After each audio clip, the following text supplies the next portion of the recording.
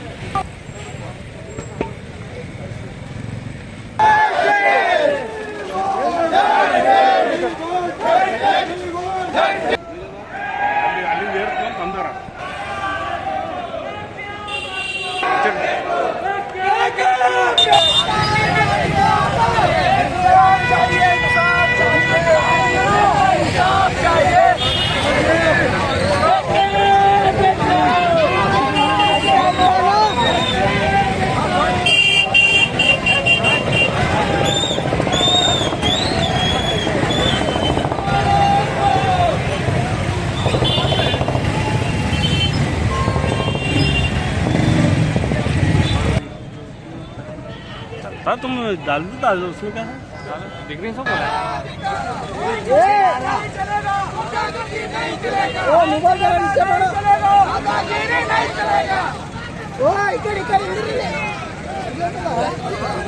अरे लेट रहा हूँ इधर बुलाओ जी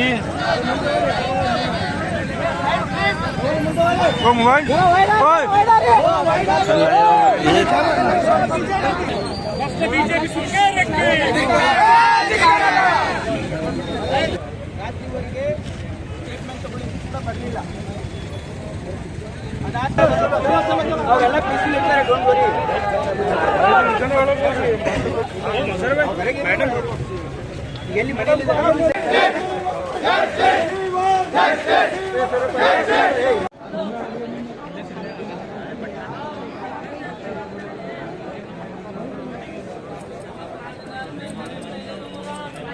अल्हम्दुलिल्लाह काफ़ी लोग जमा हुए थे यहाँ पे। हम सब मिलकर यहाँ पे प्रोटेस्ट की शक्ल में यहाँ पे आए हैं आज आईजी साहब के ऑफ़िस के पास और आईजी साहब को एक मेमोरेंडम दिए हैं और हम उनसे उम्मीद करते हैं कि बराबर इसका हमको इंसाफ मिलेगा।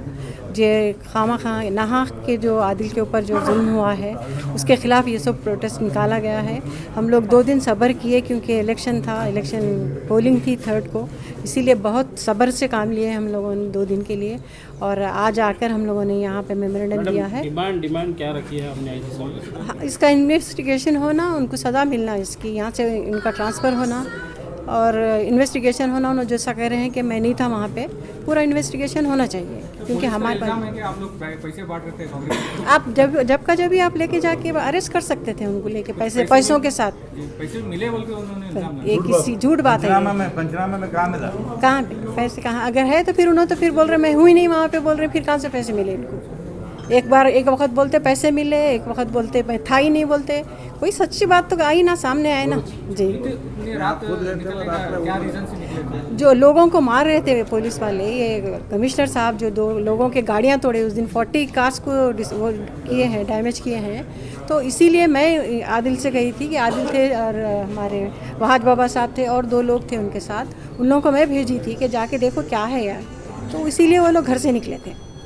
पुलिस डिपार्टमेंट क्या स्टेट गवर्नमेंट के दबाव में काम कर रही है, ऐसा लगता है? ऐसा ही लग रहा है, बिल्कुल ऐसा ही लग रहा है। इससे क्या लगता है मैडम, ये इलेक्शन को कांग्रेस को हराने के लिए बीजेपी कोशिश की गई थी, उसके बावजूद भी सब लोगों ने सब्र किया है और ज़्यादा पोलिंग हुई, इसका फ़ायदा होगा इंशाल्लाह हमको। आईजी को हमने कंप्लेंट दिया है कि जो 1 तारीख रात को जो घटना हुई है, जो असॉल्ट हुआ है आदिल के ऊपर, जो कमिश्नर ने किए हैं, तो उसका एक ब्रीफिंग करके एक मेमोरेंडम भी हम आईजी को दिए हैं कि ये जो कमिश्नर है गुलबर्गा सिटी, उन्होंने आदिल के ऊपर हमला किया।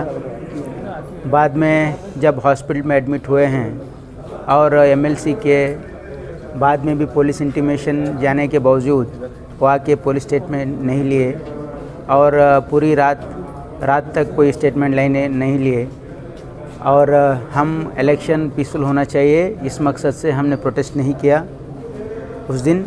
और हम इलेक्शन पीसफुली होने दिए हैं, क्योंकि हमारे ऊपर जुल्म हुआ तो भी कांग्रेस पार्टी ये सहा है और इलेक्शन के मद्देनज़र रखते हुए ये पीसफुल इलेक्शन होना चाहिए। हमने उस दिन कुछ नहीं किया। बाद में कल हमने एक फ़ैसला किया कि हम यहाँ पे एक टोकन प्रोटेस्ट करेंगे पहले और एक मेमोरेंडम देंगे आईजी को।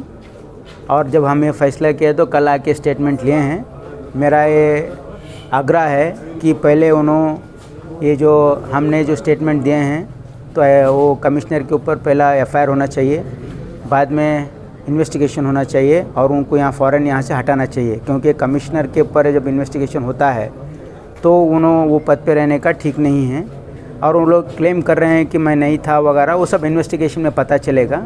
तो नोबडी इज़ अबव लॉ, कानून के ऊपर कोई नहीं है। तो इसलिए हम ये आईजी को ये मेमोरेंडम दिए हैं और उसके बाद डीजी को भी मेमोरेंडम देंगे और होम मिनिस्टर को भी मेमोरेंडम देंगे। 1 तारीख को रात के 2 बजे मैडम को फ़ोन आया, कहा गया कि दरगाह मुस्लिम चौक 7 गुम्बद पर पुलिस डिपार्टमेंट आकर नौजवानों को बेरहमी से मार रही है और व्हीकल को डैमेज कर रही है। ये बात की इत्तला हमें भी आई, मैडम को भी आई। हमको मैडम इत्तला देते ही स्पॉट पे हम पहुँचे तो वहाँ पर कमिश्नर साहब और उनके सबॉर्डिनेट्स ने हमें रोका और आदिल सेठ और मैं दोनों नीचे उतरे। आदिल सेठ ने मुझे इंट्रोड्यूस कराया, साहब हैं। मेरे साथ 2 साथी थे, मुझे और मेरे साथियों को 2 आगे भेज दिया गया। उसके बाद में आदिल सेठ ये पूछना चाह रहे थे कि नमस्ते सर क्या हो रहा, पूछने भी नहीं दिया गया। सिर्फ और सिर्फ बेदर्दी से, बेरहमी से, ख़तरनाक तरीक़े से मारा गया, सिर्फ मारा गया। और तकरीबन ये 15 से 20 मिनट तक इस तरह का मारा गया। उसके बाद में आदिल सेठ को मैं उसका गवाह हूँ। उसके बाद में आदिल सेठ को लेकर गया। जिस बात की इत्तला मैडम को पहुंची, कनीज़ फातिमा मोहतरमा को, वो स्पॉट पे कमिश्नर साहब के पास जा रहे थे। तिम्मापुरी पे ही उनकी गाड़ी मिली और कमिश्नर साहब के पास से मैडम आदिल साहब को लेकर आए, गाड़ियों को रिलाइज कराए। और इससे बड़ा गवाह क्या होना। सर आदिल मेरा ये भी कहना है कि आदिल सुलेमान सेठ को पैर तोड़ने की भी बात कही गई कमिश्नर के। हाँ बिल्कुल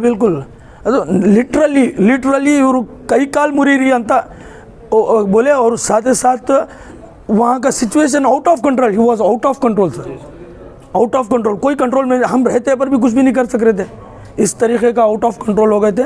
तो उसके बाद में यही कल रात में शरण प्रकाश पाटिल साहब तमाम लोग मिलकर यही डिसाइड करें कि हम लीगल एक्शन लेंगे और पब्लिक को पोलिंग को डिस्टर्ब नहीं होने देंगे। ये जो 55 वार्ड में, पूरे 55 वार्ड में कांग्रेस के फेवरेबल इंटेलिजेंस रिपोर्ट जो मिली, उसके बाद में ये तमाम चीज़ें होना स्टार्ट हुए। बाबा ये बताया जा रहा है कि कमिश्नर साहब ने तो इस तरह से घटना नहीं हुई बोल के भी बयान दिया है। झूठ है, एक जुमले में झूठ है। इन्वेस्टिगेशन होने दो ना, इन्वेस्टिगेशन हो। बाबा अगर ये जो आपकी मांगे रखी गई है आईजी साहब के बाद, अगर ये पूरी नहीं होती तो कांग्रेस पार्टी की तरफ से फिर क्या स्टेप? 100% कल ये डिसाइड किया है शरण प्रकाश पाटिल साहब ने कि CLP लीडर और KPCC प्रेसिडेंट के पास जाकर ये बात को असेंबली में भी उठाया जाएगा, होम मिनिस्टर के पास जाकर इन्हें रिप्रेजेंट किया जाएगा। क्या आपके ऊपर भी हमला हुआ था उस टाइम? नहीं हुआ। आपका इंट्रोडक्शन कराने के बावजूद भी इस तरह का घटना हुआ है, तो आप क्या देखते हैं इस पर? गलत है, कह रहे हैं कि आप कमिश्नर साजिश है, सिर्फ और सिर्फ साजिश है। ये सिर्फ फेवरेबल रिपोर्ट जो 55 वार्ड्स में हुई, उसकी बौखलाहट बनी बीजेपी गवर्नमेंट मशीनरी का 100% इस्तेमाल किया। बाबा इलेक्शन जब भी आता है तो बीजेपी बौखलाहट के कारण जो है ना ऐसे हरकतें करते हैं, तो इस पर आपका क्या कहना? 100% अनडेमोक्रेटिक है। वो कभी भी भारतीय जनता पार्टी कभी भी डेमोक्रेटिकली कभी लड़ाई लड़ी ही नहीं।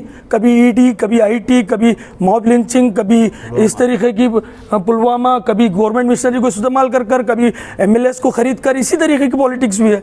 आज तक डेमोक्रेटिकली बीजेपी ने लड़ाई नहीं है। अगर लड़ती है तो कहीं से भी जीत नहीं सकेंगी।